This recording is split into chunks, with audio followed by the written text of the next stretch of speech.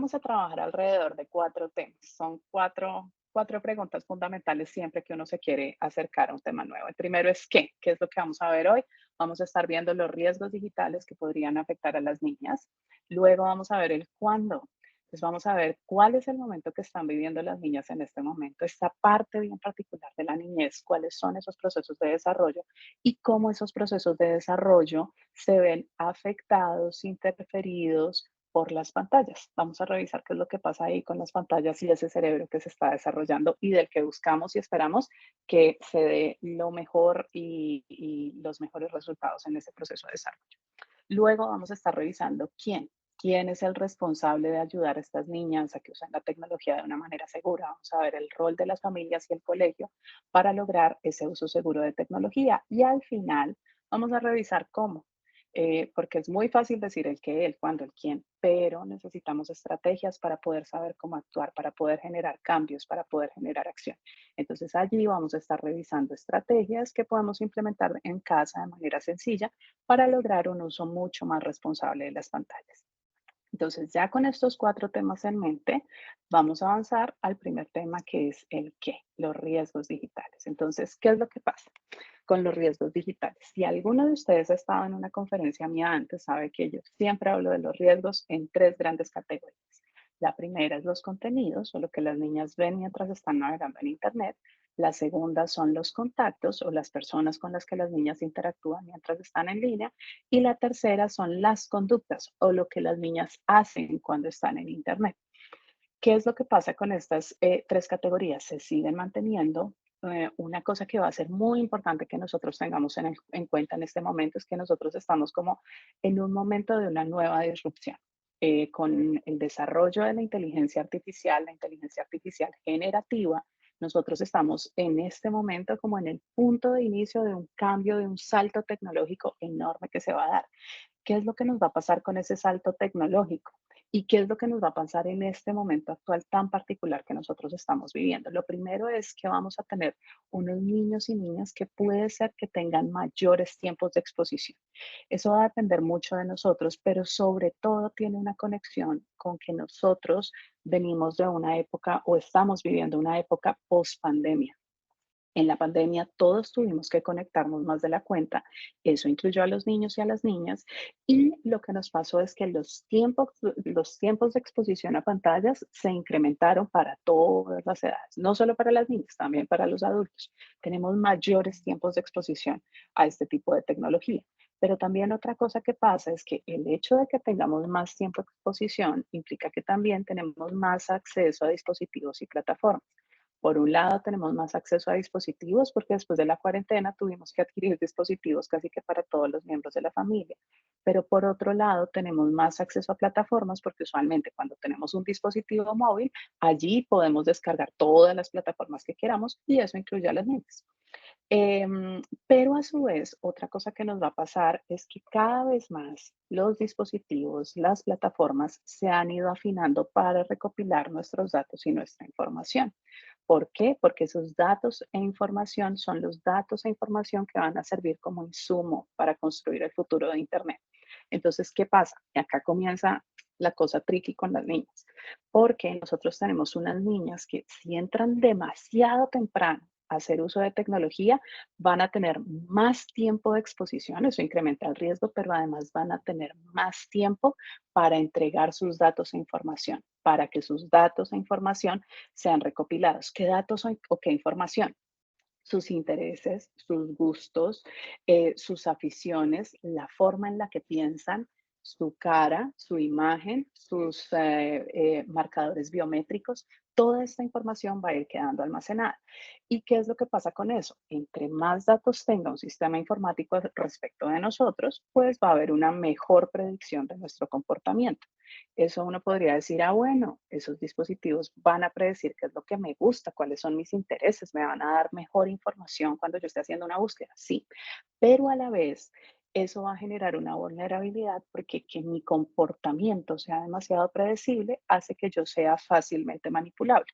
Entonces, cuando nosotros en el pasado decíamos, ah, bueno, nosotros podemos ayudar a los niños a que hagan un uso seguro de las pantallas, suministrando pantallas a edades tempranas y acompañando simplemente, podría ser que en el pasado lo pudiéramos hacer más fácilmente, pero en este momento la cosa se complica un poco más porque estamos ante este factor de vulnerabilidad que antes no era que no estuviera, era que no estaba tan claro. Entonces, eso va a ser fundamental que lo tengamos en cuenta porque esa vulnerabilidad, sobre todo, va a estar en una nueva categoría de riesgo que existe desde hace varios años, pero no existía con tanta fuerza, que es la categoría de comercio. Entonces teníamos tres Cs: contenidos, contactos, conductas, y ahora agregamos una que es comercio, que es todo lo que se puede hacer con los datos de los niños y la forma en la que sus datos son vendidos y monetizados en Internet. Entonces ese sería un tercer factor de riesgo. Adicionalmente, tendríamos acá otros factores de riesgo, como por ejemplo, otros nuevos retos que se nos empiezan a presentar, como por ejemplo este que tenemos acá de la inteligencia artificial. No sé por qué nos está reproduciendo el video. Dame un segundito a ver si lo logramos. Está frenando. Pero esto que ustedes ven acá es un video que es totalmente producido por inteligencia artificial. Nada de lo que ustedes ven en este video es real. Ninguna de las personas, ninguno de los animales, ninguna de las escenas es real. Ahí no lo pueden ver muy bien porque creo que se está parando por alguna razón que no sé, pero cada una de estas cosas, estas personas no son personas que existan. Todas estas imágenes son imágenes que ahora se pueden crear muy fácilmente con sistemas que en algunos casos incluso son gratuitos o nos dan un acceso gratuito. Entonces, ¿cuál es el nuevo reto que nosotros vamos a enfrentar con las niñas, con estas nuevas generaciones? Básicamente, el reto de reconocer qué es falso o qué es verdadero. Entonces, por ejemplo, miren este mamut. Uno diría, no, es que ese mamut alguien lo filmó. Nosotros sabemos que no es real porque sabemos que los mamuts ya no existen. Pero uno de los retos que vamos a tener en el futuro es poder reconocer si este tipo de videos son videos reales, son videos genuinos o si fueron creados por algún sistema de inteligencia artificial. Entonces, esto nos aboca casi que a un escenario donde lo que vamos a tener es una realidad falsa. Nosotros habíamos hablado hasta ahora de las noticias falsas, pero en este momento empezamos a hablar de las realidades falsas. Esas realidades falsas van a ser un nuevo reto. ¿Por qué? Porque cuando nosotros exponemos a tecnologías demasiado tempranas a las niñas, pues básicamente lo que vamos a hacer es que para ellas sea más difícil desarrollar habilidades para reconocer esas realidades falsas y que estén expuestas a esas realidades falsas a edades más tempranas, lo que a futuro puede hacer que para ellas esas realidades falsas se normalicen y no valga la pena distinguirlas del mundo real. Entonces, ese va a ser un nuevo reto que tenemos allí. Entonces, teniendo en cuenta ese escenario, otra capita que nos sale acá es el cerebro de las niñas y cómo puede ser vulnerable a toda esta hiperexposición a tecnología, a contenidos, a interacciones y a comportamientos o situaciones que ocurren en línea. Entonces, para esto lo primero que tenemos que tener en cuenta es que el cerebro tiene un proceso de desarrollo que arranca en el momento en que las niñas nacen y se termina más o menos alrededor de los 25 años. Ese proceso de desarrollo, que es esta parte que les muestro acá, que es como la parte más frontal del cerebro, esta parte que tenemos acá que se llama la corteza prefrontal. Esa parte resulta clave para que los niños y niñas puedan desarrollar habilidades que les permitan controlar su comportamiento. Son las habilidades de autorregulación y control. Esas habilidades de autorregulación y control sirven, por ejemplo, para que sepamos cuándo enfocar nuestra atención, para que sepamos hacia dónde orientar nuestra motivación, por ejemplo, para el logro de una meta, para que sepamos cuándo parar con algo que ya ha sido demasiado para nosotros, como por ejemplo las pantallas, pero cuando nosotros los exponemos a pantallas a edades tempranas, pues va a haber un poquito de problemas en el desarrollo de esas habilidades de autorregulación y control. Entonces, ese va a ser un primer factor de vulnerabilidad a nivel de desarrollo. Otro factor de vulnerabilidad a nivel del desarrollo que vamos a encontrar es el circuito de recompensa del cerebro. Una cosa que pasa con las redes sociales es que son mecanismos, excelentes mecanismos de modificación conductual. Las redes sociales lograron generar un mecanismo de funcionamiento que hace que nosotros cambiemos nuestra conducta por cuenta de las recompensas que recibimos. Recompensas como cuáles: los likes o las reacciones que tenemos al contenido que publicamos, la cantidad de vistas que tiene ese contenido, la cantidad de comentarios que ese tipo de contenido tiene, la cantidad de personas con las que ese contenido nos puede ayudar a conectar.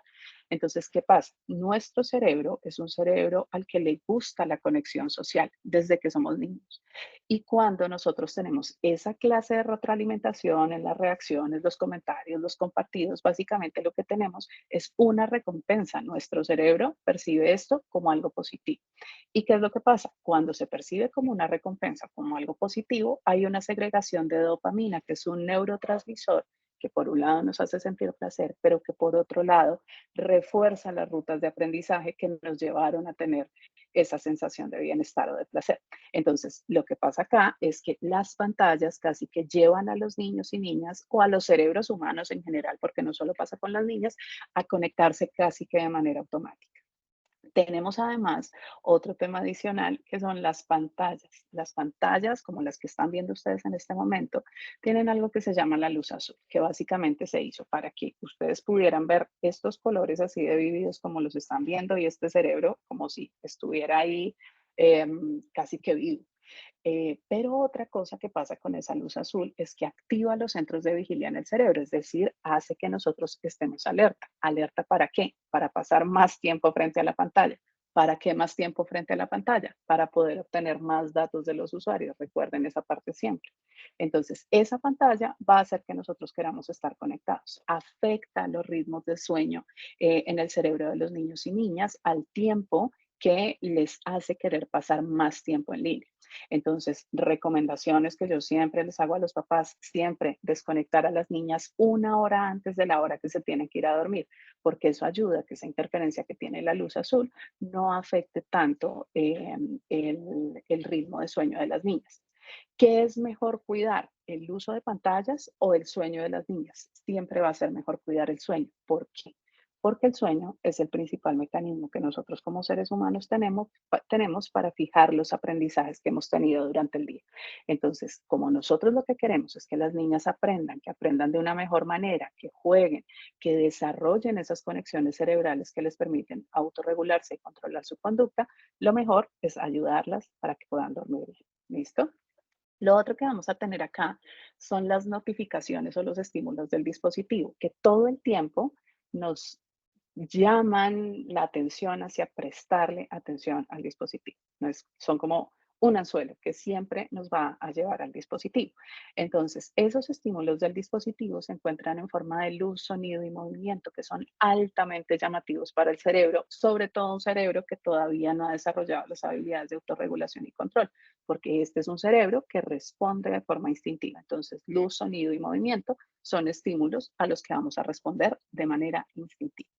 También está la estimulación social, que como les decía, es sumamente importante para nosotros, y es que, por ejemplo, funcionalidades como las que tienen las redes sociales, básicamente lo que hacen es generar conexión social, hacernos sentir que somos importantes para otros, que hay otros que quieren conectar con nosotros y que tenemos una conexión emocional y de interacción con ellos. Entonces, esa estimulación social es otra cosa que hace que queramos estar frente a las pantallas.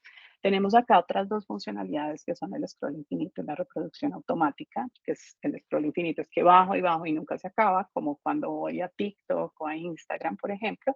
Y la reproducción automática es lo que pasa en redes sociales como YouTube, como Spotify o como, por ejemplo, las plataformas de transmisión de video por streaming como Netflix, que se acaba un video y automáticamente comienza el otro.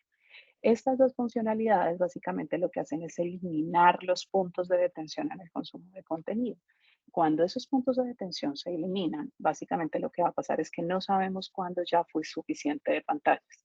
Y como vemos que son videitos cortos de 20 segunditos, 15 segunditos, sentimos que no hemos perdido tanto tiempo frente a la pantalla, pero cuando lo vemos en sumatoria, empezamos a encontrar los tiempos de conexión que tienen los niños en la actualidad, que van de entre 5 y 8 horas diaria en consumos recreativos. ¿Listo? Otro tema que vamos a tener acá, que es la siguiente capa de la que les hablaba, son todas las inteligencias artificiales. La inteligencia artificial que ha optimizado los algoritmos para presentarnos contenido que haga que pasemos más tiempo en línea, esa va a ser una. La inteligencia artificial generativa que genera contenidos que son sumamente llamativos, realistas y que no están realmente conectados con la realidad, sino que simplemente fueron generados de forma digital, y los filtros de realidad aumentada, que estos tienen un particular problema con las niñas. Imagínense que en el año 2020 tal vez yo estuve apoyando una campaña que hizo Unilever en Colombia revisando este tema de los filtros de realidad aumentada. Estos son los filtros que uno pone en redes sociales y que si uno está desmaquillado, recién levantado, le ponen el super peinado, lo dejan maquillado, uno se ve divino, pero ese no es uno. Resulta que estos filtros, parte de lo que han empezado a hacer es a distorsionar la autoimagen y la autopercepción de las niñas, sobre todo, haciendo que las niñas los utilicen preferentemente para presentar su imagen de una manera diferente a lo que ellas suelen ver en el espejo. Pero al mismo tiempo, cuando se empiezan a usar a edades demasiado tempranas, generan una distorsión entre lo que las niñas ven en el espejo y lo que comparten en sus redes sociales. Y también unos sentimientos de inseguridad e infelicidad asociados a la imagen propia. Entonces, por eso va a ser un problema. ¿Listo? Entonces, con esto tenemos además unos hallazgos nuevos que hay en materia de los estudios que se han hecho en los últimos años alrededor del uso de pantallas y la niñez.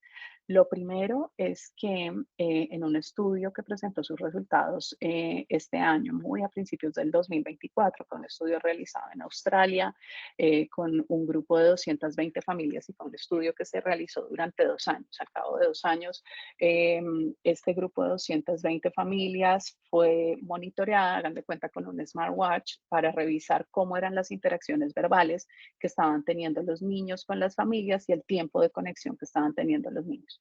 Y una cosa que encontraron fue que los niños que tenían mayor exposición a pantallas a edades tempranas eran unos niños que empezaban a tener menos interacciones verbales con sus padres y con otros niños. Y una cosa que se encontró de manera sistemática en estos niños es que el desarrollo verbal se veía interferido. Eran niños que verbalmente interactuaban menos, que tenían menos palabras del repertorio de palabras que suele tener un niño a esta edad. Y acá empezamos a encontrar unos impactos que son significativos a ese nivel del desarrollo.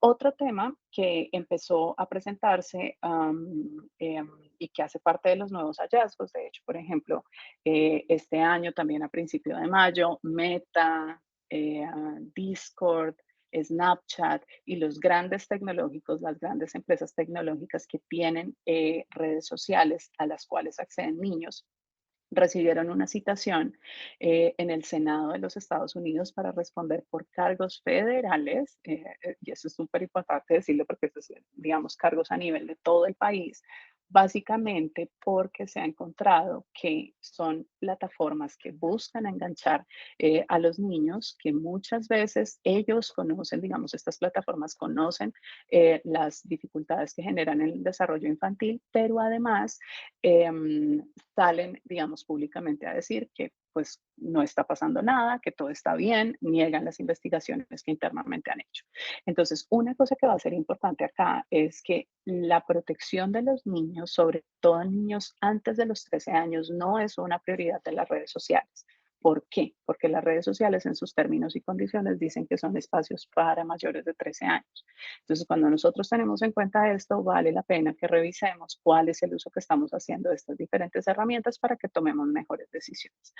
Otra cosa que está pasando y que, digamos, ha sido un tema de debate es la captura masiva de datos de niños y niñas. ¿Qué pasa? Técnicamente, las redes sociales admiten solo personas mayores de 13 años, pero si, por ejemplo, un niño antes de los 13 entra, no lo van a sacar, no es lo común que lo saquen. La proporción de niños que salen es más o menos el 10% de todos los que están antes de la edad admitida por la red social o permitida por la red social. Pero, ¿qué es lo que sucede? Todos esos niños que entran antes de la edad mínima recomendada están compartiendo sus datos, su información, sus intereses con la red social. Técnicamente, los padres son quienes deben responder por ellos, pero en muchos casos los padres no saben que los niños están allí. También hay otros casos donde los padres saben que los niños están allí, pero desconocen que los datos de sus hijos e hijas están siendo recopilados para luego ser vendidos. Entonces, conocer esto es importante para que cuando nosotros estemos en el momento de entregar un dispositivo, entregar un acceso a una red social, sepamos exactamente qué es lo que va a pasar con esos datos e información de nuestras hijas y tomemos la decisión que nos haga sentir más tranquilos. ¿Listo? Entonces, bueno, hasta acá vamos con el tema de los riesgos. Ahora vamos a revisar un poco más la niñez y esos procesos de desarrollo que se hacen en la niñez. Entonces, lo primero que vamos a encontrar acá es que existen diferentes tipos de uso de pantalla. Nosotros vamos a tener dos grandes usos que hacen los niños. Un uso que es para el desarrollo de habilidades y para generar interacciones con otros seres humanos y otro uso que es más de carácter recreativo. Entonces, en el uso de desarrollo de habilidades encontramos todos los usos asociados con aprendizaje y educación. Clases virtuales, tareas que se hacen a través de tecnología, actividades escolares que se hacen con el uso de tecnología, desarrollo de habilidades tecnológicas por parte de los niños, por ejemplo, convertirse en youtuber con acompañamiento, aprender a diseñar videojuegos, aprender a programar, todas esas son actividades de aprendizaje y educación. También tenemos la interacción social de calidad, por ejemplo, con personas reales. Esa es la única que se contempla acá, por ejemplo, videollamadas o llamadas en grupo con otras personas que son importantes en nuestras redes sociales y de conexión social. Este tipo de uso no tiene como tal un límite específico en tiempo. Lo único que nos dicen es se debe usar de una manera que no afecte otras áreas de desarrollo y de bienestar de los niños. Es decir, ahí la cosa es un poquito más abierta, un poco más relajada. Pero en el uso recreativo, donde encontramos el consumo pasivo de contenidos, que es por ejemplo estar en redes sociales, los contenidos de entretenimiento, ver series, películas, videos en YouTube. Esos sí van a tener una restricción. Acá también encontramos los videojuegos en los contenidos de entretenimiento. Estos van a tener una restricción de máximo 1 hora al día. ¿Por qué? Porque cuando uno pasa más de 1 hora al día haciendo uso de pantallas, puede ser que le esté quitando tiempo a otras actividades que son importantes. Entonces, miren esta tabla que tenemos acá. Acá tenemos 4 actividades que son fundamentales e irrenunciables en el proceso de desarrollo de los niños. Actividad física, alimentación e higiene, tiempo de sueño y tiempo en la escuela. Cuando nosotros quitamos tiempo a alguna de estas actividades, afectamos diferentes esferas del desarrollo de los niños. Entonces, si ustedes miran, por ejemplo, con los niños más pequeños, necesitarían días de más de 24 horas si les agregamos un tiempo en pantalla, de 1 hora, por ejemplo. Y en esta tablita que yo les estoy compartiendo acá, no hay actividades de socialización, no hay actividades de lectura, no hay juego de los niños, el juego no estructurado, que es tan importante para los niños, no hay tiempo en familia. Entonces, cuando nosotros vemos esto, decimos, ok, puede ser que 1 hora parezca poco, pero en términos de desarrollo, 1 hora puede ser mucho tiempo. ¿Qué pasa? Muchos papás dirán, pero ¿y antes el tiempo para uso educativo, Diana, dónde entra? ¿Qué es lo que nos pasa con esos usos positivos o para el desarrollo de habilidades? Básicamente lo que va a pasar es que esos tiempos se suelen cruzar, por ejemplo, con el tiempo escolar o muchas veces con los tiempos de actividad física. Entonces, si ese es nuestro caso, podría ser que no necesariamente estemos haciendo un mal uso de pantallas, si es más de 1 hora, pero lo hacen desarrollando habilidades. Entonces, eso es lo que tenemos en materia de tiempo, pero además otra cosa que sucede es que la atención que tienen los niños y niñas es limitada y la atención es como un músculo que se entrena. Nosotros no nacemos con la atención, con la capacidad de enfocar nuestra atención. Eso es una habilidad que nosotros desarrollamos. Entonces, en esta diapositiva, lo que ustedes van a ver es que dependiendo de la edad, nosotros tenemos unas cantidades, esto se llama el span atencional, que es como el intervalo de tiempo que podemos enfocar nuestra atención. Entonces, ese intervalo de tiempo va creciendo a medida que nosotros crecemos. Este span atencional es el normal y el esperable, pero ¿qué es lo que han encontrado los estudios en los últimos años de manera sistemática? Que se ha ido reduciendo. Cuando yo, por ejemplo, he estado trabajando con niños y niñas, con lo que me he encontrado es que un niño más o menos entre 4 y 10 años, el span atencional que tiene es más o menos de entre 10 y 15 minutos. no alcanzan todavía a llegar a los 45 minutos. Y cuando estamos en el intervalo de 11 a 13 años, el tiempo al que alcanzan a llegar es de 25 minutos más o menos, máximo 30 minutos. ¿Esto por qué pasa? Primero, porque las pantallas los han entrenado para desenfocar la atención rápidamente, pero además, al dar tantos estímulos, hacen que la única manera de fijar la atención sea en un contexto hiperestimulado. Entonces, de ahí viene otra razón por la cual es importante ayudar a las pantallas a que se tomen su tiempo y a los niños a que puedan esperar. Entonces, ¿qué deberíamos evaluar nosotros si quisiéramos hacer un uso más seguro de pantallas? Por un lado, revisar el tema de alimentación y sueño. Si nosotros revisamos que nuestros hijos e hijas están durmiendo lo suficiente, se alimentan de una manera adecuada, creo que vamos bien por ese camino. Lo siguiente, revisar la actividad física. Si las niñas están practicando al menos 1 hora de actividad física diaria intensa, la cosa va por buen camino. Si las niñas además tienen interacciones sociales de calidad, hablan con sus amigas, interactúan con ellas, interactúan con los miembros de la familia, con otras personas significativas en sus redes cercanas, la cosa va bien. Y si además van bien en el colegio, tienen sus tareas al día, sacan buenas notas, puede ser que la cosa va bien, estemos haciendo un uso seguro de tecnología y estemos utilizando las pantallas de una manera adecuada. Pero si ustedes llegan a ver alguna dificultad en alguna de estas preguntas o en alguna de estas esferas, ahí es donde tenemos que poner los límites. Por ejemplo, si yo tengo una niña que está dejando de dormir porque en las noches se desconecta demasiado tarde, claramente eso nos dice que necesitamos definir una hora para desconectarse y ayudar a esa niña a que pueda conciliar el sueño más temprano y además a que aprenda cómo desconectarse. Entonces, de esa manera nosotros podemos lograr que las niñas empiecen a tener un mayor control sobre el uso que hace de pantalla. Entonces, con esto que les he presentado hasta ahora, hay una pregunta que yo quisiera transmitirles y es si realmente puede existir el uso responsable de dispositivos como celulares y como redes sociales antes de los 13 años, con esa información que ustedes tienen. ¿Qué va a pasar? A esa información vamos a agregarle 3 factores más. El primero es que cuando las niñas entran, por ejemplo, a plataformas como redes sociales, van a necesitar una habilidad para poder reconocer 3 factores fundamentales de la información que se comparte en estos espacios. El primero es la naturaleza del contenido. Saber, por ejemplo, cuando un contenido es un contenido comercial versus un contenido de carácter informativo o educativo. El segundo va a ser la veracidad. Saber, por ejemplo, cuando un contenido es falso o es verdadero. Y el tercero va a ser la intencionalidad, saber cuál es la intención que tiene una persona cuando postea un contenido. Estas 3 habilidades se requieren para poder interactuar de forma segura en redes sociales. Estas 3 habilidades solo se desarrollan después de los 13 años. Es por estas 3 habilidades que las redes sociales en sus términos y condiciones dicen que no son espacios aptos para los niños antes de los 13 años. Entonces, en ese sentido, con la información que hemos visto hasta acá, ustedes tienen esta pregunta y los invito a que hagan la reflexión y a que cada uno de ustedes en su casa defina si exactamente nosotros podríamos estar hablando de un uso responsable antes de esta edad. ¿Listo? Entonces, ¿qué es lo que se recomienda? Lo que se recomienda es que antes de los 13 años las niñas no accedan a redes sociales. ¿Por qué? ¿Dónde lo dice? ¿Qué ley lo dice? No lo dice ninguna ley, pero lo dicen los términos y condiciones de todas las redes sociales. Lo que pasa es que muchas veces no los leemos y eso incluye a los adultos y también a las niñas.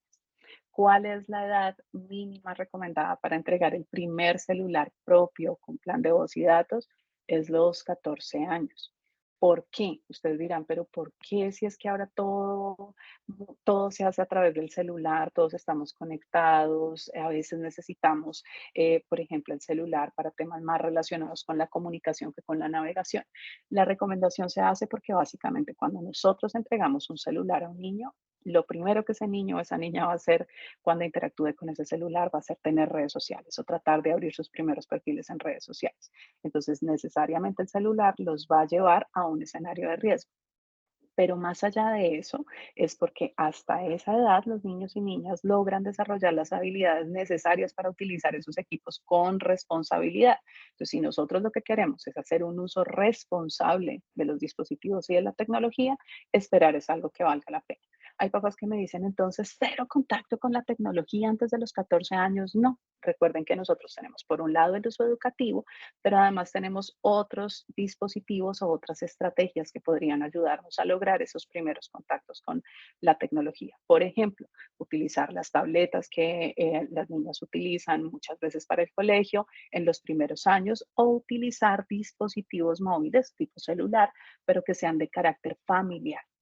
Estos dispositivos básicamente son dispositivos a los que cualquier adulto puede acceder, que tienen un control parental, que no tienen una contraseña que los adultos desconozcan y donde siempre los adultos son quienes van a decidir cuándo se usa, cómo se usa y qué contenido se ve. ¿Listo? Entonces, eso va a ser importante que lo tengamos en cuenta acá. Y otra cosa que va a ser fundamental es que si nosotros tenemos en este momento niños y niñas que han accedido a redes sociales, que ya tienen celular antes de estas edades, probablemente lo hicieron por necesidad después de la cuarentena. Pero eso de ninguna manera hizo que las redes sociales o estos espacios digitales o estos dispositivos se convirtieran en más seguros para los niños. El riesgo sigue siendo el mismo. Eso básicamente lo que indica es que va a requerir un mayor nivel de acompañamiento si nosotros queremos entregar este tipo de tecnología. ¿Listo? Entonces, bueno, ya con esto vamos a seguir con el quién. ¿Quiénes son los responsables de tomar estas decisiones? Entonces, lo primero es que a la hora de tomar decisiones hay cosas que nosotros debemos evaluar. Entonces, lo primero que debemos evaluar es el lugar donde se conectan las niñas. Las niñas se conectan en la casa, se conectan en el colegio, se conectan en la casa de los abuelos, en qué lugar se están conectando y luego revisar si en ese lugar es fácil o no monitorear sus actividades para saber si podemos permitir que se sigan conectando en ese espacio. Lo siguiente va a ser la compañía. Una cosa que vale la pena revisar acá es si las niñas se conectan estando solas o con la compañía de alguien. Es diferente cuando una niña, por ejemplo, llega después del colegio, se encierra en su cuarto, cierra la puerta y solo se queda con un dispositivo electrónico conectado a Internet, a cuando tenemos una niña que se sienta con sus padres, con algún adulto responsable, que se sienta en un espacio abierto, por ejemplo, en la sala de la casa, que consulta, van a ser dos tipos de conexión distintas. Entonces, revisar si se conectan solos o acompañados va a ser algo que también nos puede dar pistas para tomar decisiones. Lo tercero, si tienen buena iluminación. ¿Por qué pongo la iluminación en este punto? Imagínense que en los primeros 13 años se desarrolla también el sistema visual de los niños y ese sistema visual va a requerir dos cosas. Uno, luz natural todos los días, la luz del sol todos los días, pero además buena iluminación cuando utilizan pantallas. Eso básicamente va a garantizar que a futuro las niñas puedan tener una adecuada salud visual.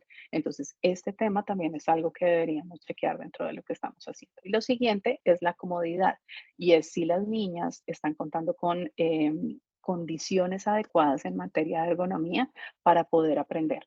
Entonces, si yo tengo, por ejemplo, un niño que se sienta encorvado como un 3 a hacer las tareas, probablemente eso no sea lo mejor para su sistema musculoesquelético y va a tener impactos en el futuro desarrollo corporal y físico de ese niño o de esa niña. Entonces, la comodidad es algo que también deberíamos evaluar. ¿Cómo creamos ese entorno protector? Entonces, necesitamos trabajar juntos, necesitamos trabajar de la mano. Entonces, acá una cosa que nos va a pasar es que Internet es un espacio global. Esos límites que nosotros establecemos, puede ser que antes nosotros pudiéramos decir, es que yo con mis hijos tomo las decisiones y eso es una decisión mía y nadie se puede meter en eso y eso a nadie le interesa. Pero cuando hablamos de espacios digitales, al ser Internet un espacio global, esas decisiones que nosotros tomamos en casa necesariamente van a impactar el círculo más cercano de nuestras hijas. Entonces, siempre que tomamos una decisión para lo digital, entregar un dispositivo, dar acceso a una plataforma, deberíamos pensar que esa decisión no solo la estoy tomando para mi hija, sino para el grupo de las niñas del salón, para el grupo de las niñas del colegio, porque como todas están en Internet, lo más probable es que así vaya a ser en el futuro. Lo otro es que esa entrega temprana de dispositivos, cuando nosotros empezamos a entregar dispositivos antes de estas edades que yo les comentaba o accesos a Internet antes de estas edades que les compartía, básicamente lo que vamos a hacer es aumentar la presión social hacia la tenencia de estos dispositivos o plataformas. Entonces también aquí hay una responsabilidad respecto a no generar este tipo de presión para otros niños, otras familias que todavía no han accedido a esta tecnología. Y otra cosa que va a pasar acá es que si en algún momento se presenta un riesgo, una cosa que es importante que ustedes sepan es que los riesgos digitales con niños, se suelen presentar en un intervalo que va entre las 8 de la noche y las 12 de la noche. Ahí es donde tenemos la mayor proporción de denuncias o de reportes por riesgos digitales que afectan a los niños. Ese no es un horario en el que los niños suelen estar en el colegio, sino que es un horario donde los niños suelen estar en sus casas. Entonces, cuando este tipo de riesgos se presentan, una cosa necesaria que va a suceder en una institución educativa es que la institución educativa tiene que actuar para proteger a los niños y esa actuación la mayoría de las veces involucra a las familias, involucra a familias que tienen que poner límites, que tienen que cambiar su uso de tecnología y que tienen que involucrarse de manera activa para proteger a los niños y a las niñas mientras están conectados. Entonces, teniendo en cuenta esto, va a ser importante saber también que los mejores resultados que logramos en protección y en uso seguro de tecnología es generando acuerdos entre la familia y el colegio. Por ejemplo, conociendo qué es lo que se hace en el colegio con pantallas y cómo yo puedo apoyar esas actividades desde la casa, conociendo cuáles son los límites para el uso de pantallas que hay en el colegio y cómo yo puedo ser coherente con esos límites y consistente con esos límites desde la casa. Entonces, cuando nosotros hacemos eso, logramos no tener una casa que protege a los niños o una familia que protege a los niños, sino que lo que vamos a tener es un entorno más protector, no solo para mis hijas, sino también para las otras niñas que hacen parte de su círculo cercano. Entonces, teniendo en cuenta lo anterior, una cosa que va a ser clave ya para lo que nosotros hagamos en la casa es definir unas normas y unos límites para ese uso de pantallas. Por ejemplo, zonas donde no está permitido tener las pantallas. Puedes tener pantallas si estás en la sala o estás en espacios abiertos, pero pantallas con la puerta cerrada en horas de la noche tal vez no sea lo mejor. También los horarios. Establecer rutinas para conectarse y desconectarse es fundamental para las niñas, sobre todo en esta época donde ya les conté que las pantallas naturalmente van a hacer que ellas quieran y sepan cómo estar conectadas. Entonces acá lo valioso no va a ser enseñarles a conectarse, sino todo lo contrario, enseñarles a desconectarse. ¿Y cómo hacemos eso? Pues con el establecimiento de horarios. Luego vamos a tener los medios, cuáles son los contenidos que permitimos que se vean en la casa, qué plataformas se pueden o no se pueden usar. Acá ideas de esto podría ser, por ejemplo, si en algún momento llegas a ver en una pantalla una persona desnuda con sus partes privadas descubiertas, ese no es un contenido que vemos acá. Por favor, cierra la pantalla y ven corriendo a contarme porque necesitamos revisar qué pasó y por qué viste ese contenido. Podemos decir también cosas como, por ejemplo, es que en esta casa nosotros no utilizamos redes sociales ni dispositivos antes de los 13 años, dispositivos móviles como por ejemplo los celulares. Entonces, por esa razón no puedes tener todavía tu dispositivo. O podemos decir cosas como, ok, si quieres un celular que sea tuyo, que tú puedas utilizar, ese lo vas a poder tener solo hasta después de los 14 años. O si quieres el acceso a una red social, ese acceso va a ser después de los 13, que es cuando está permitido. Y cuando establecemos estas reglas, también ayudamos a que las niñas sepan qué estamos esperando nosotros de su comportamiento. Finalmente, también, por ejemplo, definir reglas acerca de los riesgos que hay en Internet, por ejemplo, tener precaución con las personas que no conocemos cara a cara y que nos hablan por Internet, por ejemplo, respetar a otras personas en las interacciones que tenemos en línea, van a ser reglas que les sirven a las niñas para saber cómo moderar su conducta mientras están navegando. ¿Listo? Creo que por ahí hay un micrófono abierto. Entonces, bueno, ya con esto vamos a cerrar Se puede comer y el todo, último pero no. segmento. Creo que, Ale, tú me puedes ayudar a cerrar el micrófono que está abierto. Bueno, pero Ya, ok. Entonces, bueno, qué rico. dentro de esto, unas recomendaciones que son importantes dentro Unos del son más uso cotidiano perfumados. es, por ejemplo, si los niños y niñas, a las niñas en el caso de ustedes, están haciendo uso de tecnología, porque están haciendo tareas, porque están aprendiendo algo nuevo en el uso de tecnología, es importante facilitar que se muevan mientras las usan o que tengan periodos como pausas activas para que puedan moverse, ya que este uso sedentario de la tecnología tiene correlación con obesidad, es una cosa importante que debemos tener allí en cuenta, pero también con dificultades en el aparato musculoesquelético. Lo otro es, en lo posible, dejar las pantallas fuera de las habitaciones. Y esto es una recomendación que no solo va a proteger el sueño de las niñas, sino que además nos protege de la mayoría de los riesgos que se presentan. Recuerden lo que yo les decía, la mayoría de denuncias por este tipo de riesgos se dan por situaciones que ocurrieron después de las 8 de la noche o cuando los papás se fueron a dormir y las niñas están a solas con sus dispositivos en sus habitaciones. Otra recomendación, mejor no utilizarlas a la hora de comer. Imagínense que cuando nosotros nos alimentamos, desarrollamos un proceso súper importante para nuestro desarrollo socioemocional, que es la capacidad de poder ser introspectivos. Esto es la capacidad de mirar hacia adentro, saber cómo nos sentimos y regular esos sentimientos y emociones que estamos teniendo. Cuando yo le pongo una pantalla a un niño, ese proceso de introspección no se desarrolla también porque el niño pone su atención afuera. Y además, otra cosa que se ha encontrado es que, por ejemplo, los niños y niñas que hacen uso temprano de pantallas y que tienen pantallas en los momentos de alimentación, empiezan a tener dificultades relacionadas con trastornos de la conducta alimentaria. Por ejemplo, empiezan a comer de más y no se dan cuenta qué es lo que está comiendo, les cuesta parar a la hora de comer. Entonces, es otra recomendación importante a tener en cuenta. Y lo otro, que ya se los había dicho, apagarlas siempre una hora antes de ir a dormir. Desconectarse una hora antes de ir a dormir es una de las cosas que más ayuda en ese proceso de desconexión. Dentro de ese acompañamiento, nosotros vamos a encontrar dos estrategias diferentes. Una es las estrategias que buscan restringir el entorno digital en el que interactúan las niñas y la otra va a ser empoderar a las niñas para que desarrollen habilidades. Estas habilidades, si nosotros queremos, podemos poner nuestra rayita acá. ¿Qué va a pasar? A mayor edad tenemos mayor nivel de autonomía por parte de las niñas. Y ese mayor nivel de autonomía se va a lograr a la edad en la que están sus hijas, mayoritariamente con estrategias restrictivas. Entonces, poner horarios, definir las zonas, hablar de los contenidos que se pueden o no revisar, los comportamientos que pueden o no tener, va a ser sumamente efectivo. Pero a la par va a ser importante hablar con las niñas para que puedan empoderarse frente al uso de la tecnología, por ejemplo, para que puedan reconocer un contenido pornográfico cuando hay una persona desnuda con sus partes descubiertas, para que puedan conocer un contenido violento, cuando una persona o un personaje se hace daño a sí mismo o a otros. Poder tener la habilidad de reconocer esta información es algo que nos va a ayudar para reconocer, por ejemplo, un desconocido en línea, una persona a la que nunca he visto cara a cara, pero con la que tuve un contacto en Internet. Entonces, cuando nosotros ayudamos a las niñas a poder identificar estos riesgos, a reconocer qué hacer, a alejarse del contenido, ir a contarle a un adulto de confianza, y además somos esos adultos de confianza a quienes las niñas pueden recurrir, pues estamos ayudando a protegerlas de una manera mucho más efectiva.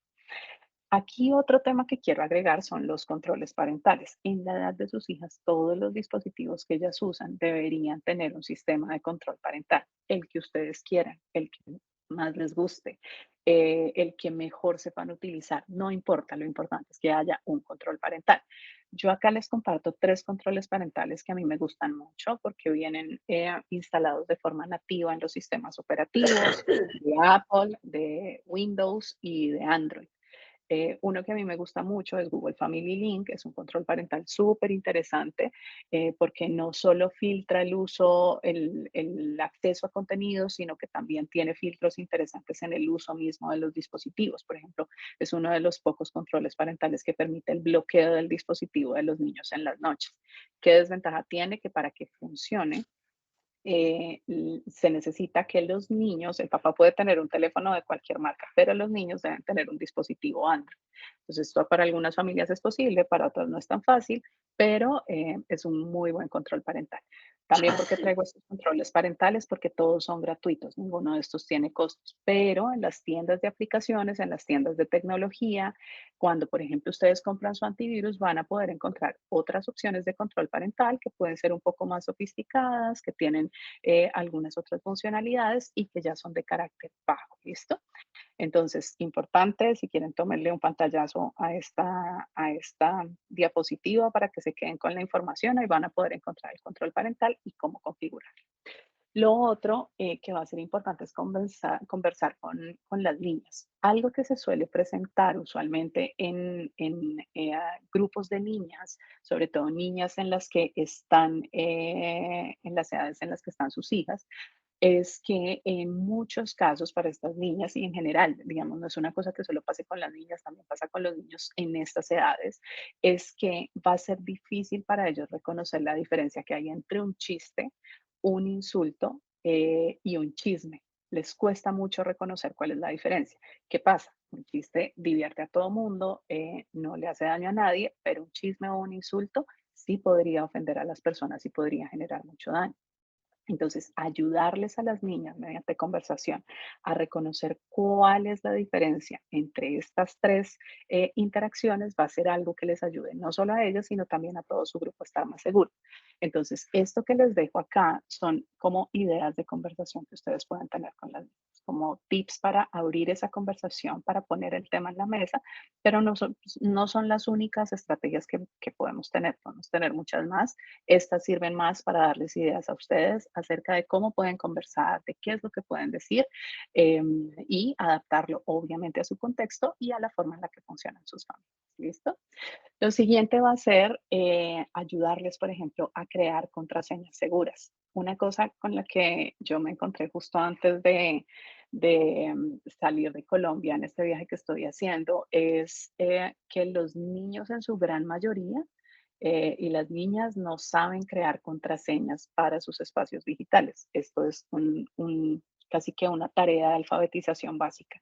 El alfabetismo que nosotros conocemos es casi como aprender a escribir las vocales y estas vocales no se las saben las niñas. Entonces, va a ser importante que nosotros chequemos con ellas si tienen contraseñas seguras y que les ayudemos a crear una contraseña que sea segura, que sea robusta desde los primeros años y desde que abren sus primeros espacios o escenarios digitales. Lo otro, si nosotros, por ejemplo, vamos a permitir que las niñas tengan interacciones a través de teléfonos, a través de correos electrónicos, a través de alguna red social o a través de un chat, va a ser muy importante estar revisando los contactos de manera periódica y la configuración de privacidad que tienen.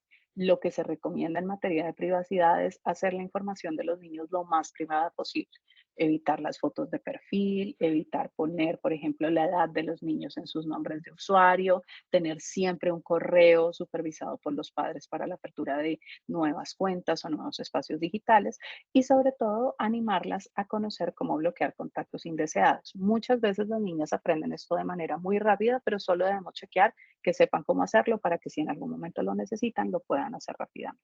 ¿Listo? Otro tema que va a ser importante acá es que las niñas puedan aclarar las emociones asociadas a las interacciones, principalmente a las interacciones en línea. Entonces, acá yo les pongo este ejemplo es una frasecita que dice qué tonto o qué tonta entre signos de admiración. Si yo le pongo este emoji, yo voy a decir, ay, es alguien que me lo está diciendo con cariño. Pero si yo lo cambio y pongo este emoji, digo, eso es un chiste. Me lo están diciendo por molestar. Pero si yo lo cambio y le pongo este emoji, voy a decir, esa persona o me está insultando o se puso molesta conmigo por algo. Entonces, enseñarles a las niñas que, por ejemplo, los emojis sirven como una herramienta para clarificar las emociones y enseñarles a clarificar el tono de sus conversaciones ayuda mucho a la hora de regular los comportamientos e interacciones que ellas tienen en línea. Esto va a ser importante, sobre todo teniendo en cuenta que muchas veces las niñas de las edades en las que están sus hijas van a hacer interacciones a través de chats cuando estén en clase, cuando estén haciendo alguna tarea, cuando estén trabajando en un documento colaborativo. Y cuando nosotros tenemos interacciones que pueden ser hostiles, esas interacciones al estar en Internet se pueden propagar fácilmente y pueden generar mucho daño. Cuando nosotros hacemos este tipo de aclaraciones con las niñas y las ayudamos a desarrollar estas habilidades, básicamente lo que hacemos es reducir la posibilidad de que esas interacciones hostiles sigan ocurriendo en el futuro. ¿Listo? Lo otro que vamos a tener acá es que siempre que se presente una situación que afecte la convivencia escolar de alguna manera, la ley 1620 en nuestro país considera que esa es una situación que nosotros debemos reportar al colegio, simplemente porque afecta la convivencia dentro de la institución educativa. Mira, Entonces, siempre que se presenten estas situaciones, va a bueno, ser horrible, mira. importante informarle al colegio. Si ustedes no Sí, no, saben a quién informarle, este es un buen espacio preocupado. para hacer la pregunta. ¿A quién le podemos contar? ¿A través de qué canales? Se vale hacer esas preguntas y es necesario que ustedes lo sepan. Puede que ahorita no se esté presentando un riesgo, puede que ahorita no haya ninguna preocupación en el escenario, pero si en algún momento se presenta, ustedes deberían saber cómo actuar ante ese tipo de situaciones. Y finalmente, una cosa que va a ocurrir es que siempre que se active la ruta de atención que tiene internamente el colegio para actuar ante este tipo de situaciones, pues se va a requerir el apoyo y el compromiso activo de ustedes como familias. En ese compromiso activo siempre deberíamos pensar junto con el colegio, nunca en contra del colegio, ¿qué es lo mejor para las niñas? ¿Cómo podemos lograr que todas las involucradas aprendan de la mejor manera posible acerca de la situación que se presentó, cualquiera que que esta haya sido?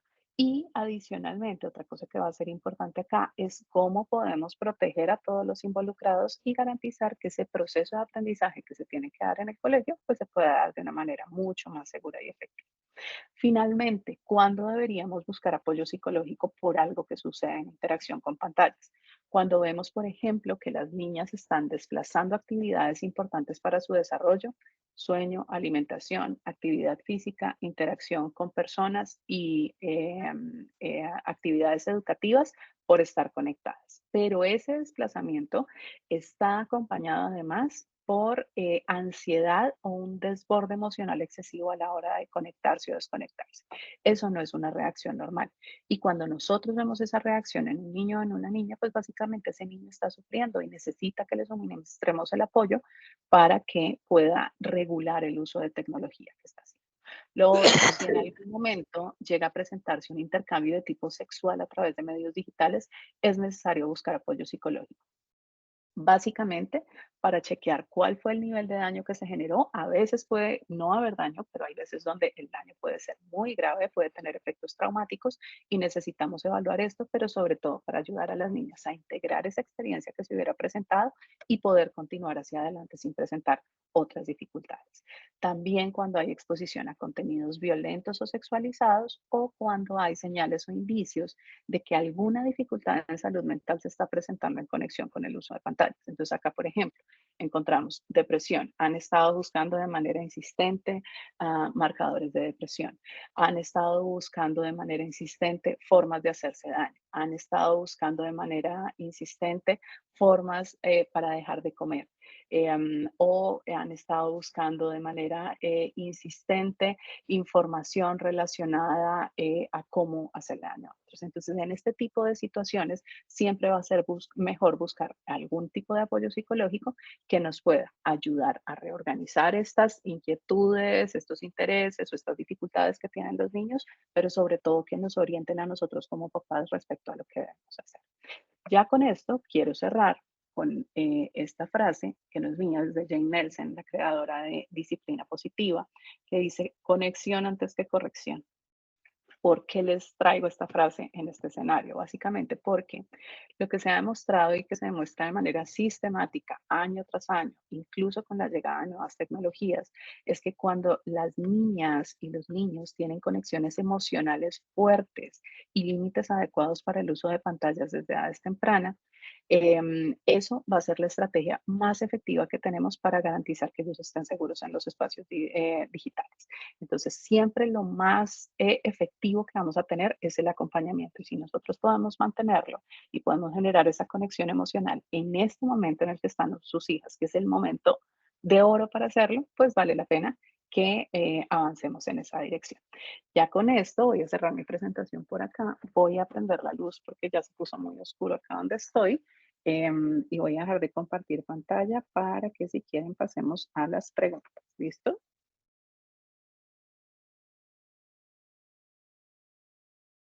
Y pues muchas gracias, muy interesante. Yo creo que son cosas que siempre debemos tener presentes, quizás no solo en la infancia, también en años posteriores, la preadolescencia, la adolescencia y cosas, digamos, que muchas veces no tenemos en cuenta claramente, pues como tú dices, por la necesidad de hoy en día de estar comunicados, digamos, estar conectados todo el tiempo. Si tienen preguntas, bienvenidísimas. Te voy a leer de pronto algunas que ya he visto que tenemos en el chat. Entonces, Mónica Ávila nos pregunta, los controles parentales que acabas de recomendar cuando estabas hablando de los controles parentales, ¿deberíamos tenerlos en nuestros celulares para prevenir cualquier cosa en momentos que estén solas con nuestro celular? Ok, entonces ahí hay varias cosas. Sí se debería tener, digamos que no tanto como un control parental, porque va a ser realmente un dolor de cabeza para un adulto. De hecho, los controles parentales, una cosa que no les dije es que tienen una fecha de vencimiento. Suelen dejar de funcionar más o menos entre cuando los niños llegan a los 12 o 13 años. Entonces, ¿qué va a pasar? Dejan de funcionar porque los niños a esa edad tienen que empezar a explorar otros contenidos, otra información, y les van a filtrar todo. Un adulto tiene que explorar todo Internet.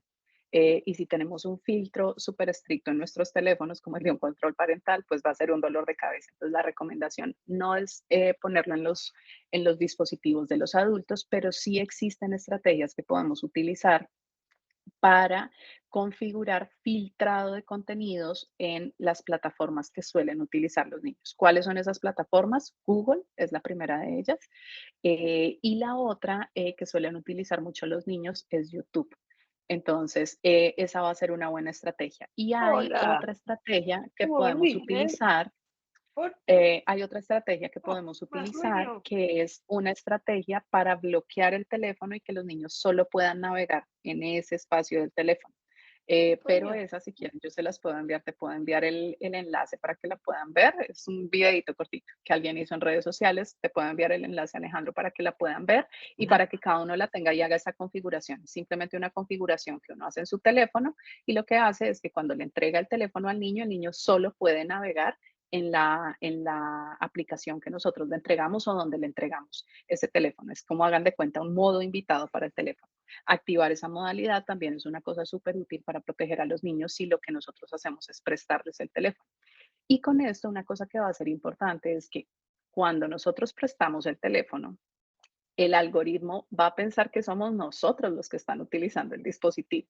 Entonces, esta práctica de prestar el teléfono sí lo podemos hacer, pero por ejemplo, cuando lo hacemos en plataformas como YouTube o como Google, tenemos que tener precaución también con el historial que estamos teniendo de navegación. Si hemos navegado, por ejemplo, imagínense yo las navegaciones que tengo que hacer que trabajo en seguridad digital, muchas veces con riesgos relacionados con abuso y explotación sexual en línea, pues yo puedo tener un historial que no es el más adecuado para un niño. Entonces, si sus historiales de navegación les hacen pensar que los niños podrían encontrar información que los ponga en riesgo, lo mejor es tener este filtrado de contenidos o lo mejor es tener el dispositivo de uso familiar del que yo les hablaba para que puedan navegar más tranquilo.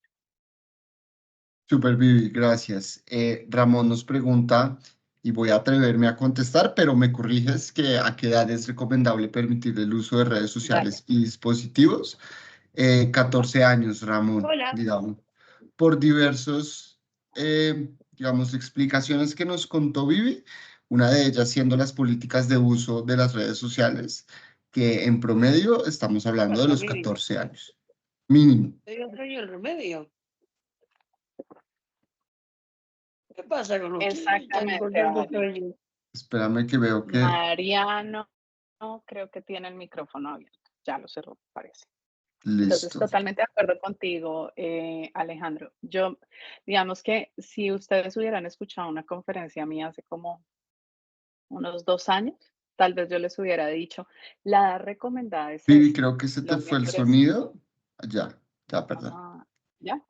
Ya, Ok, ya, ya. yo les hubiera dicho, la edad recomendada son los 14 años, pero pues cada familia verá y cada familia decide. En este momento y con las cosas que he estado viendo en los últimos desarrollos que se están haciendo, la última evidencia que está saliendo respecto al impacto, creo que me he vuelto como más estricta en que lo mejor es después de los 14 años, lo mejor es redes sociales solo hasta los 13, porque realmente antes las niñas no van a estar seguras. Y sobre todo porque piensen en una cosa, el mejor uso que nosotros queremos que las niñas hagan de tecnología es que aprendan a utilizarlas y a pensar cómo está construida para que en el futuro puedan ser tomadoras de decisiones en los espacios tecnológicos, para que en el futuro puedan orientar la decisión de hacia dónde va el desarrollo tecnológico. no para que sean digamos, los usuarios de este tipo de plataformas que simplemente se conforman con consumir contenido, entregar sus datos, entregar su información a cambio de contenido y funcionalidad. Entonces también es pensárnoslo de manera estratégica, qué es lo que nosotros queremos que las niñas hagan en el entorno tecnológico del futuro. Queremos que sean las líderes del entorno tecnológico en el futuro, necesitan aprender habilidades técnicas, necesitan desarrollar habilidades en tecnología. Si lo que queremos es que simplemente utilicen estas herramientas, que no tomen ninguna decisión, que no lideren nada, bueno, vale la pena seguirlo usando de esta manera. Entonces, por un lado es una decisión de seguridad, que para mí es la más importante, pero también por otro lado es una decisión relacionada con el desarrollo y con la presencia que como mujeres debemos tener en los espacios asociados con ciencia, tecnología e innovación. Gracias, Vivi. Les recuerdo que la familia Carlos Duarte nos pregunta si está siendo grabada, que sí, grabamos esta charla, se las estaremos compartiendo por Fidias junto con cositas que nos comparta Vivi, digamos, útiles como las que acabas de mencionar.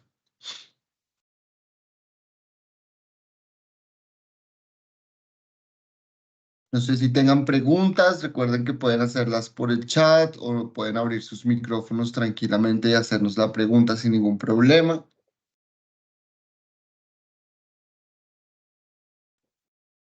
Aló, buenas tardes. Sí, hola. Les habla Mónica Duarte, mamá de Macano de cuarto. Hola, Mónica. ¿Me están escuchando bien? Es que estoy caminando en este momento. Sí, Sí, te perfecto. escuchamos, Vivi. ¿Tú escuchas? Quería. Sí. Listo. Perfecto. Quería preguntarles si este tipo de charlas, por supuesto, acomodadas a nuestras niñas, se hacen con ellas. Porque, como le decías, Viviana, pues acá lo que empieza a suceder es que las niñas empiezan a decir, mi amiga ya tiene celular, mi prima tal cosa, yo por qué no puedo, ¿sí? Y a uno como familia pues le toca sacar miles de argumentos y demás, pero me parece muy valioso que las niñas oigan de un experto, de una persona ajena a su familia, lo que esto conlleva, ¿sí? Que tengan celulares a edades que no corresponde, que tengan acceso a redes cuando no corresponde, etcétera. Entonces, no sé si este tipo de charlas se hacen con las niñas. Claro que sí, Mónica. Digamos que puntualmente la charla, no, en la modalidad, pero por supuesto todo el tiempo Exacto, estamos como un taller o reforzando, exacto. sí, todo el tiempo estamos Ok. reforzando el por qué existe la norma, porque principalmente digamos que todo parte de la norma que tenemos en primaria y es pues definitivamente no está permitido el uso de celulares y o dispositivos electrónicos que estén vinculados a ellos como son los smartwatches. Entonces, todo el tiempo estamos, obviamente, desde una aproximación muy pedagógica, explicándoles y contándoles el por qué, ¿cierto? Porque también es, más allá de la prohibición de no tenerlo, pues tiene una explicación y es precisamente pues para protegerlas a ellas. Quizás también dependiendo del grado, pues entramos en niveles de profundidad de cuáles son esos riesgos, porque muchas veces también hablar de riesgos a edades quizás que no son, puede suscitar la curiosidad, pero claramente que dependiendo la edad, dependiendo el curso en el que estemos, pues estamos reforzando el por qué existe esta norma, siempre llevando al mensaje de protegerlas a ellas. Súper perfecto. Bueno, también sí. dentro de, Alejito, también dentro de protegerlas, ¿me escuchan? ¿Me escuchan bien? Sí. Sí, Sí, Scarlett, perfecto. bienvenida. Nos está hablando Gracias. Scarlett. Ok, gracias. Gracias, Alejito. Sí, yo creo que también muy importante es dentro de protegerlas el poder acompañarlas desde casa y contarles el efecto también de las acciones en red. Que cuando mencionamos algo de una amiga, por ejemplo, eso no queda solo a una persona, sino que repercute a cuántas o a cuántas puede ser copiado. Y por eso, mira que en nuestro manual de convivencia eso ya está dentro de las faltas graves, muy graves, porque repercute también. Entonces, yo creo que esto es hacerlas cada vez hacer cada vez más evidente que cuánto daño puede hacer un tipo de acción como poner o subir la foto de una compañera en alguna red, qué pasa si lo hacemos, qué consecuencias puede haber no solo por el manual de convivencia, sino para la vida de nuestras niñas, porque esto ya es algo del diario vivir, ¿cierto? Entonces yo creo que por eso sí es muy importante, yo estoy de acuerdo contigo, Viviana, de ser muy cuidadosos, porque cada vez vemos más en nuestro entorno, no solo en el colegio, sino en nuestro país, en otros países, que se les está entregando celulares a niñas muy pequeñas. Y como tú lo dices, muy bien, eso es de cada familia, pero nosotros podemos aconsejar y poder poner límites, claro, acompañando. También es poderlos acompañar, porque no todo es la prohibición, es como enseñarles cómo usarlo, ¿verdad? Porque nosotros tenemos que equipar para la vida y esto, la prohibición sin diálogo, pues yo creo que no tiene los mismos efectos, ¿cierto? Sino ese acompañamiento, ese ejemplo, pero también ese cuidado, y el cuidado también tiene que ver con no dejo a mi hija todo el tiempo con el celular o irse a acostar con el celular, como bien lo decías, Viviana, estoy súper de acuerdo contigo. Entonces, yo creo que esta es una labor de todas, es una labor casa-colegio, y por eso lo que dice Alejo es cierto. En primaria, y hace unas semanas, yo envié una comunicación pues recordando esto a la sección de primaria, porque en primaria no estamos de acuerdo con el uso del celular, o que las niñas usen el celular en el colegio. Gracias, Alejandro. De acuerdo, y quizás también reforzaría un poco el mensaje de Scarlett y es decirles que en la medida en que estemos más unidos como familia, colegio, y estemos más alineados todos, pues logramos más, ¿no? Ahí, Ale, yo agregaría una cosa y es que, digamos, cuando nosotros vamos a trabajar temas relacionados con seguridad digital, am, en instituciones educativas, una cosa que es importante es trabajar con una visión o con una mirada 360. Entonces, en esto que ustedes han estado hablando, nosotros tenemos al colegio involucrado con las actividades y acciones pedagógicas que hacen con las niñas, que ahí tenemos involucradas a las niñas. Tienen además también a toda la parte administrativa del colegio por todas las consideraciones que hay en el manual de convivencia.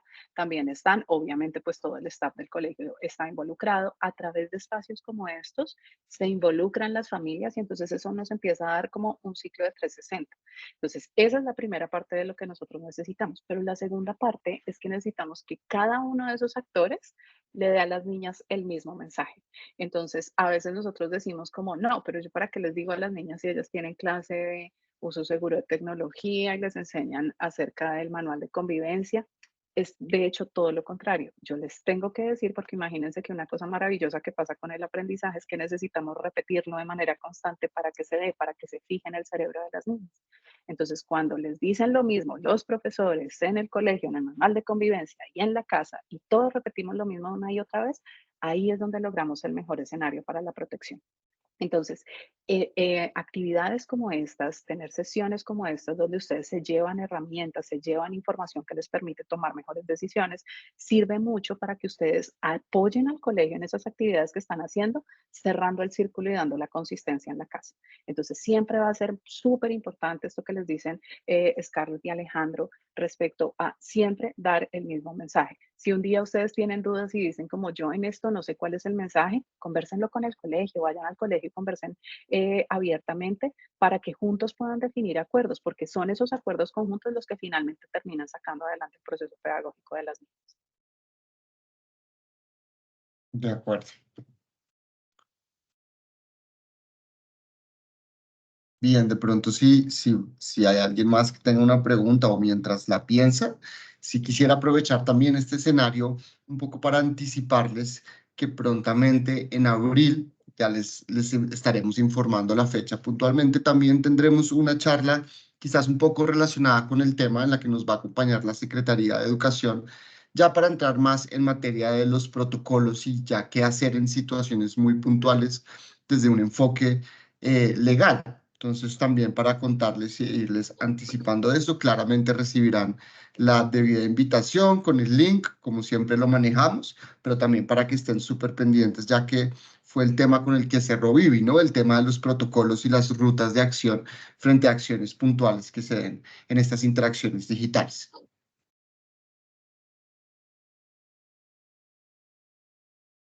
Bueno, veo muchos agradecimientos, Vivi.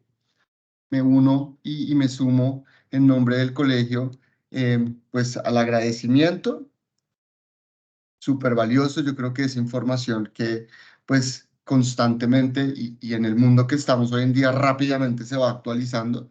Entonces, pues súper valioso estar siempre ahí actualizados del tema. Ay, mil gracias a ti, Alejandro, por la invitación, al colegio, Scarlett, por la invitación. Espero que hoy se fueran con muchas herramientas, con muchas estrategias. Ahí aprovecho para contestarle a Sandra que sí, la conferencia queda grabada. Y nada, los invito a que sigan siendo esos papás activos en el cuidado y la protección de sus hijas, sobre todo en los espacios digitales. Un abrazo para todos. Gracias, Vivi. Sandra, te la estaremos compartiendo por Fides. Y probablemente también te llegue la información a través del papá o la mamá representante de tu curso. Vivi, creo que pues no veo más preguntas. Aplausos, nos dejaron por ahí. Aplausos para ti. Muchísimas gracias. Ah, mentira, tenemos una de Martina Caro. Martina, adelante. Bueno, Martina es la niña, pero me imagino que los Alejandro, muchas papás. gracias. No, es que no me deja enviar las gracias por el chat y quería mandarte, pues darle las gracias de verdad. Muy valiosa la información y definitivamente es un trabajo casa-colegio muy importante. Gracias, pero sobre todo pues para Vivi, claramente.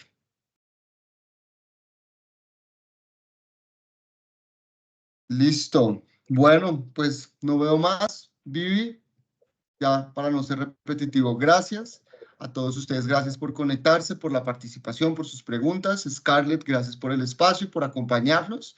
Y bueno, esperen pues ya la grabación a través de Fidias y sus papás representantes. Mil gracias, Ale. Feliz noche para todos. Saludos. Chao, chao, gracias.